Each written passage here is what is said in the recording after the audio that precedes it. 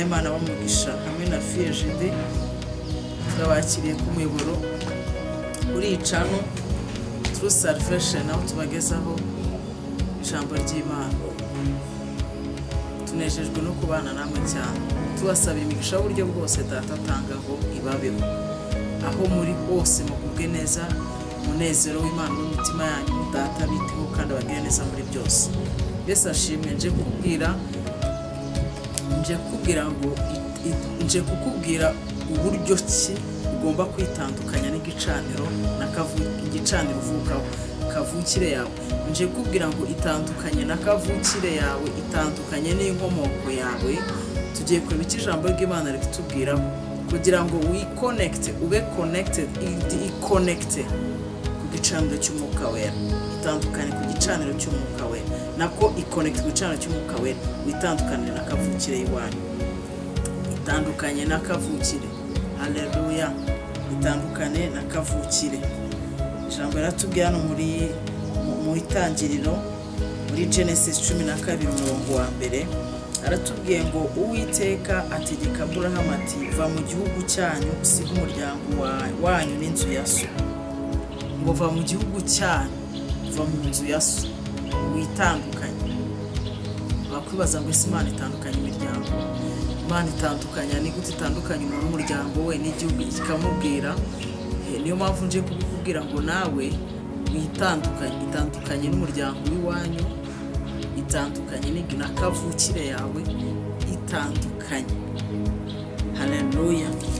Ujye mu gihugu, ijambo ratubwiye haramubwiye ngo ujye mu gihugu nzakwereka. Kabiri, ngo nzaguhindura ubwoko bukomeye. Niko Imana imirabwira Aburahamu, niko nawe imirakubwira ngo nzaguhindura ubwoko bukomeye, nzaguha umugisha, nzogeza izina ryawe, uzaba umugisha kandi nzaha umugisha wakwifuriza umugisha, kandi uzakuvuma nzamuvuma, kandi muri wowe n'imo imiryango yose yo mu isi izaherwa umugisha. Iyo witandukanyije na kavukire y'iwanyu, iyo witandukanyije na karande z'iwanyu, ukikonekita ku gicaniro cy'umwuka wera, haleluya, ukakira iyi DNA y'amaraso ya Yesu nashimwe cyane. Ubu mugisha ukabisoko y'umugisha umuryango wawe, umumaro, umuntu ukomeye mu buryo budasanzwe, kubera ko ubwami bufite imbaraga, ubwami wikonexe bufitemo imbaraga, ubwami wikonexe bufite imbaraga, ubwami bwagutoranyije. Uyu mugabo yari atoranyijwe n'Imana, ariko yagomba gufata intambwe, agatera intambwe yo kwitandukanya na kavukire iwawe. Hari igihe utoranywa muri wowe harimo imbuto y'Imana, harimo Imana ikagutoranya, ikitegereza ikagutoranya, ariko igasanga uvuka mu bicaniro bifite imbaraga by'umwijima, barakorera ibigirwamana.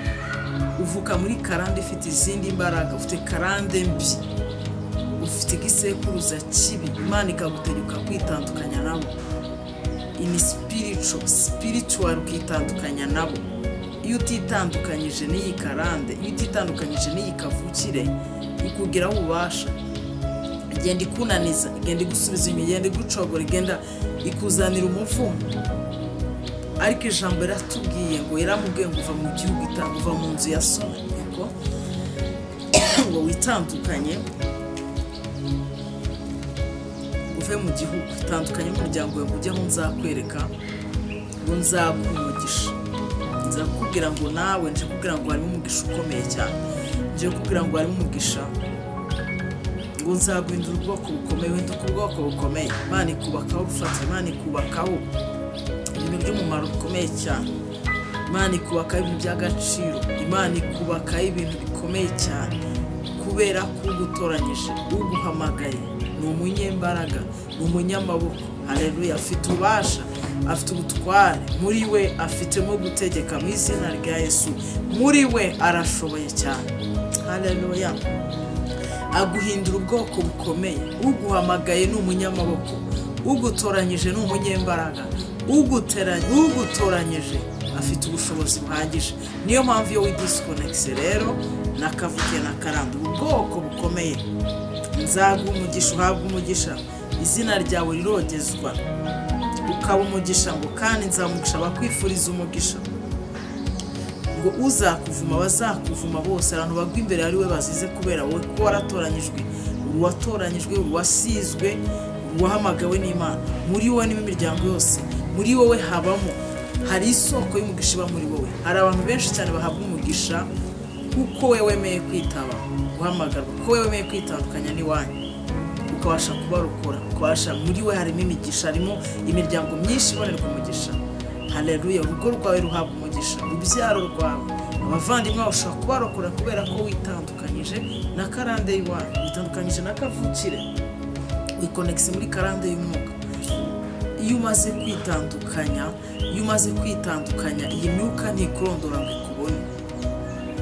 Amaraso Yesu akubwira disconnected. Aya maraso afite imbaraga yo gucagagura imivumo n'imitongera. Ko Imana yamubwiye ngo va mu gihugu cy'iwanyu, va mu nzu ya so na nyoko. Isi yari umugabo ukora ibigirwamana, yakoraga ibigirwamana akabikorera. Imana ibona ntibizahura, uyu mugabo afite inyenyeri. Yesu ashimira abantu afite inyenyeri z'umugisha. Imana ikakwitegereza ikavuga ngo itandukanye n'iwanyu, kugira ngo ubashe kwinjira mu mugisha, kugira ngo ubashe kwinjira ahandi hantu, kugira ngo ubashe kwinjira ku rundi rwego. Hari ahantu udashobora kugera rero utitandukanyije. Yesu ashimwe cyane. Hari ahantu udashobora kugera, niyo mpamvu nje kukubwira ngo wongere witandukanye. Itahura umenye ngo aho uvuka hameze hate, hafite izihe mbaraga, hafite iyihe myuka, ni ku bihe bicaniro, bagize ibihe bicaniro, nuhe muvumo bagenda, nihe myuka ibarondora, nihe myuka ibakontorora izi mbaraga. Haleluya. Kuko n'umurozi ukuroga kurogera muri karande. Kimwari mukizi, mwari mugisobanukiye ko umurozi akurogera muri karande, avuga ngo iwabo ntibubaka akakugenza gusenya, iwabo ntibabyara akakugenza bitewe n'umuvumo barwanya, akakugenza iwabo ntibatera imbere, ntibarenga ahangaha kubera ibisekuruza uvukamo, kuko ibicaniro uvukamo bifite amasezerano byakoze. Rero iyo byakoze ayo masezerano umuvumo rukuza avuga ngo iwanyu ntimukora ibi. Iyo witandukanyije ntawe ubasha kukugeraho. Iyo witandukanyije wowe isoko y'umugisha. Shabara tubwira ngo umurabu yakira umwana afatwa nk'umugaragu. Iyo utoranyijwe ntiwisobanukirwe ufatwa nk'umwana ubwo wakuze, ufatwa nk'umwana bikakugiraho ubasha, bikagukontorora, bikagutwaza igitugu, ukaba mu buzima bw'ubugaragu, ukaba mu buzima bw'ubuja. Kandi uri uw'agaciro amaso y'Imana, watoranyijwe, wasizwe. Yesu ashimwe, w'igiciro cyinshi cyane, bikakugiraho ububasha, bikagukontorora, bikakubuza hepfo na ruguru, kandi uri umutsinzi no kuruta muri Kristo Yesu. Noneho umva rero muri Zaburi 45:11 ukuntu havuga. Yesu ashimwe. Zaburi ya 45:11 haravuga ngo umva mukobwa tega ugutwi. Ahangaha ubundi umukobwa agira mu itoro rya Kristo. We Kristo yacunguye, Kristo yameneye amaraso y'igiciro. Mvuga navuga umva mukobwa utekereze ugutwi, utekereze utega ugutwi. Je kubwira ngo utegereze utega ugutwi. Umubyeyi we, papa, umukobwa, umujenali wese utega ugutwi. Ngo kandi wibagirwe ishyanga ryanyu n'inzu ya so. Yesu ashimwe cyane. Ubibagirwe nicyo kizatuma amakunda ubwiza bwawe. Hari ubwiza buri muri wowe. Imana iguhamagaye ubundi bwiza. Hari ubwiza ikubonamo, hari iby'agaciro ikubonamo, kugira ngo umwami Imana abikomeze ibyo bintu bimunezeze. Nuko uzitandukanya n'inzu ya so, ukitandukanya n'inzu uvukamo. Yesu nashimwe. Ngo nicyo kizatuma amakunda ubwiza bwawe. Aha muri kumva ijambo ry'Imana cyo bitubwira, wibagirwe ishyanga ryanyu n'inzu ya so. Ngo byibagirwe itandukanye nabyo, wowe dukurikirana ba disconnected na kavukire y'iwanyu. Ngo iyo uzatuma amakunda ubwiza bwawe, bizatuma amakunda ubwiza bwawe. Hari umugisha, hari ubwiza, hari ukurabagirana, hari ugutsindishirizwa, hari amashimwe, hari ukuri indirimbo z'abanezero. Itandukanye na kavukire y'iwanyu. Ngo kuko ari we mwami wawe, ngo nicyo kizatuma amakunda ubwiza bwawe. Kuko ari we mwami wawe nawe umuramye, kuba waramwihaye. Yesu ashimwe cyane. Ngo kandi umukobwa w'Itiro azazana impano, kandi abatunzi bo mu bantu bazagusaba kubahakirwa, kubera ko uzaba ufite umugisha kandi uri umuntu udasanzwe mu maso y'Imana. Umuntu watoranyijwe akitandukanya, urasigwa, hari ubundi bwiza. Ngo abana n'abantu bazagusaba kubahakirwa. Ngo umwami, ngo umukobwa w'umwami ngo ari mu kiramba afite ubwiza bwinshi, imyenda yiboheshejwe izahabu. Urumva uyu mugisha uri kuri uyu muntu ndi kuvugana nawe, urumva umugisha uri ku buzima bw'uyu muntu. Haleluya. Imyenda yiboheshejwe izahabu, ngo imyenda ye iboheshejwe izahabu. Yesu nashimwe cyane. Ngo ari buzanire umwami yambaye imyenda idaraje, ngo abakobwa bagenzi bamukurikiye bari buzanywa aho uri, bari buzanishwe umunezero n'ibyishimo, binjire mu nzu y'ubwami.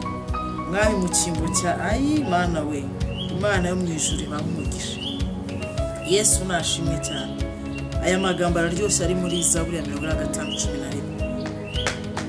Ngo bari buzanishwe umunezero n'ibyishimo, binjire mu nzu y'umwami. Ngo nicyo kizatuma umwami akunda ubwiza bwawe. Numvishe ikintu kizatuma impamvu umwami Imana azakunda ubwiza bwawe. Numvishe ikintu kizatuma umwami Imana akunda ubwiza bwawe. Yesu nashimwe cyane. Nuko uzaba witandukanyije, itandukanye idisconnecte ku bicaniro uvukamo, bimenye bisobanukirwe niye myuka n'ibiki bagendeyemo. Ugendere mu mucyo wa Kristo, ugendere ku guhamagarwa hamagawe. Haleluya. Ngo nimugire umwete wo kwita ku gutoranywa kwanyu. Muri Petero niko atubwira, Petero wa mbere, ngo nimugire umwete wo kwita ku gutoranywa kwanyu no guhamagarwa, ngo nibwo mutazasitara na hato.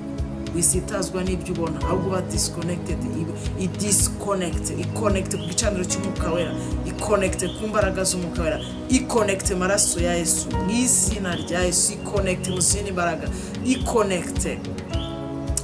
Ba connected n'andi mavuta y'igiciro, ba connected n'andi mavuta y'ibikomangoma, kuko uri igikomangoma muri Kristo Yesu. Uruwatoranyijwe agira ubuntu, kubw'imibyimba twarakiza indwara ingoyi zose, kubw'amaraso ye twogejwe imivumo, kubw'amaraso ye, kubw'igiciro yatanze. Uruwasizwe, uwatoranyijwe, uri umuntu udasanzwe. Aya magambo muze gukomeza muyasome. Yesu nashimwe cyane. Haleluya. Wagutoranyije n'uwo kwizerwa, azagutsindishiriza, azakurwanirira, azakurengera, azagutabara, azakuburanira, azakurwanirira. Bamaso nturangare, tandukanye. Haleluya. Muri Yesaya 55 baravuga ko Imana azantabara. Nicyo gituma ntamwara. Ntabwo ugomba kumwara, waratoranyijwe.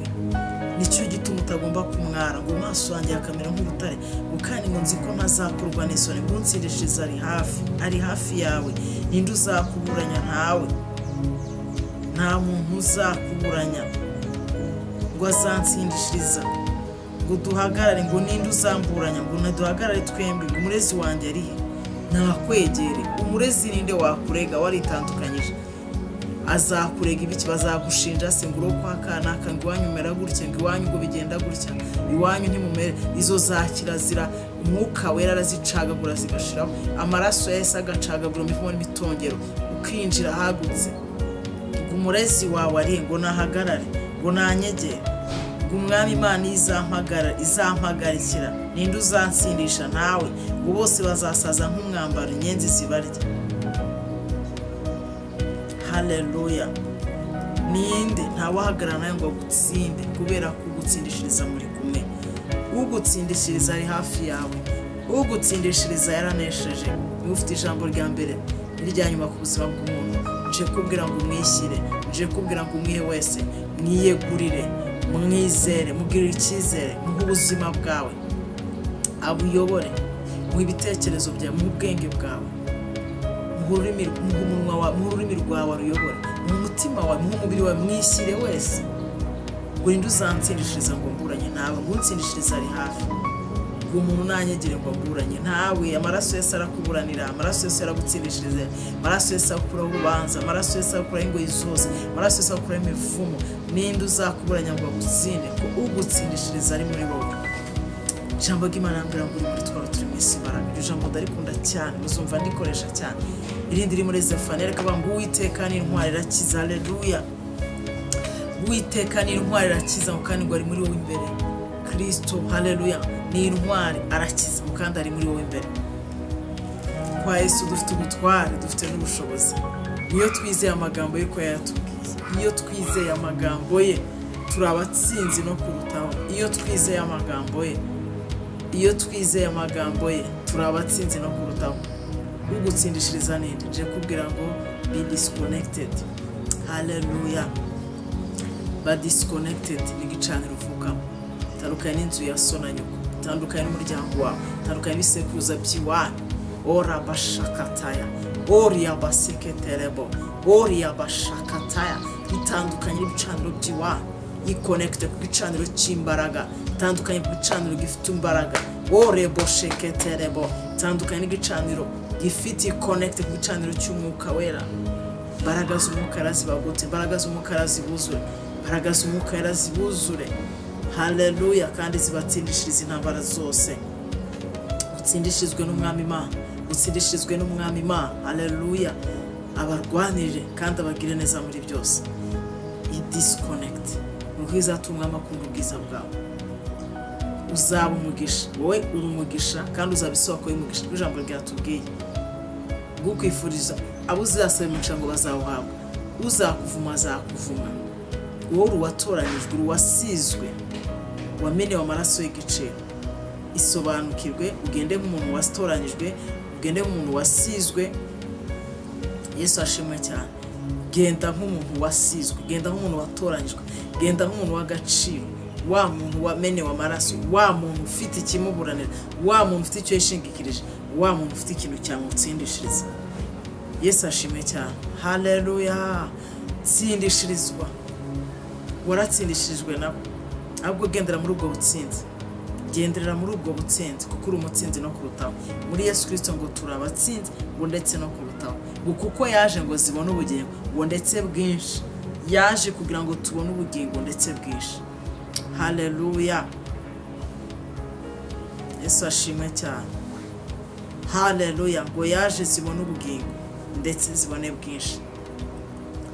Mugubwe neza, mucyo w'Imana ufite imbaraga, komeza urasira mu mpanga zanyu, aho kurabagira mitima ya izina rya Yesu. Haleluya.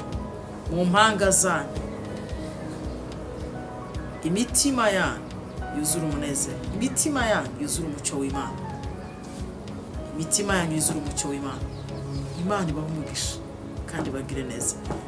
Tuzarushaho kuganira amagambo atandukanye y'ubwami, kandi Imana yo mu ijuru, Imana yo mu ijuru ikomeze ibabere umucyo, ikomeze ibamurikire kugira ngo mubashe kumenya ukuri kuri kubabature. Ngo nimumenye ukuri, ukuri kuzababatura. Nimumenye ukuri, ukuri niko kuzababatura.